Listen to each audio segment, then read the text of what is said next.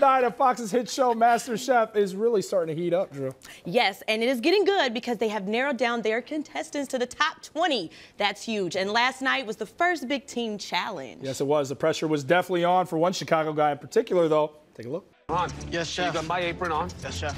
Are you a baker? I am not a baker at all. Closest I get to baking is helping my dad make little Indian sweets at home. Should have domed the cream a little bit more aesthetically. So let's start that again. A flat banana cream pie.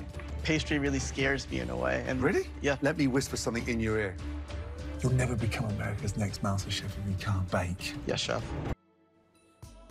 All right, well, there you got to look at it. It was raw. Here he is in the building right now. We're so excited to have this season's MasterChef, Farhan, here today. So, hey, thanks for having me, guys. Wasn't the smoothest sailing through the last episode, but you did make it through. Tell us about the experience. Yeah, you know what? It's been unreal. You know, it was one of those moments where, you know, it's in my mind, I was like, holy crap, Gordon Ramsay's talking to me. And so, you know, I grew up watching him on television. So it's one of those moments where it's like, you know, is this real life or what, you know, what's really going on? Pinching yourself, yeah, right? Exactly. Yeah, that was some hard advice, though. I mean, to get that type of advice, he's investing in you. Yeah, exactly. You know, the way I look at it, it's kind of like a coach, right? You know, it's tough love. So it may come off a little abrasive, but at the end of the day, I know it's love, and I know it's a mentorship, right? So that's the beauty of it. And you know, it's Gordon Ramsay. So at the end of the day, how many people can say they got yelled at by Gordon Ramsay? Right? Absolutely. So, that's really true. That is one claim to fame you do hold. So look, you're a jack of all trades. You're like a Renaissance man. I mean, you can cook.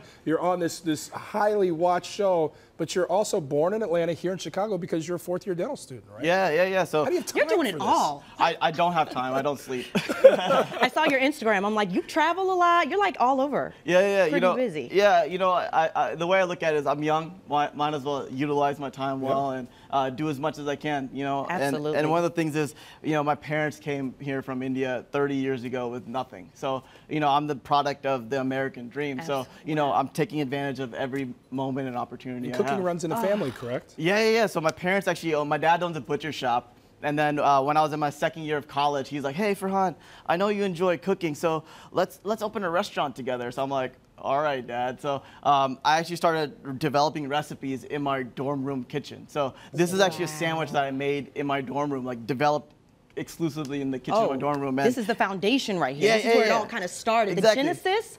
Okay. Yeah, What do we smells got so here? good. Let's take a look at this thing. What do we have here? Yeah, so what I call this is the Nahari sandwich. So Nahari is like a, Okay. So it's like a traditional. It kind of looks like a pulled pork. Is it anything like that? Yeah, it's very similar. So it's beef, but the idea is, you know, how do I take a classic North Indian curry and make it something approachable? So like you guys said, it looks like a pulled pork or pulled beef sandwich, but it's gonna taste like something completely out of this world. So there's only one way to know, Drew. I think. Well, let's go. I'm ready. Yeah. So you guys have, let me finish. Onions on yeah. there. So this little salad.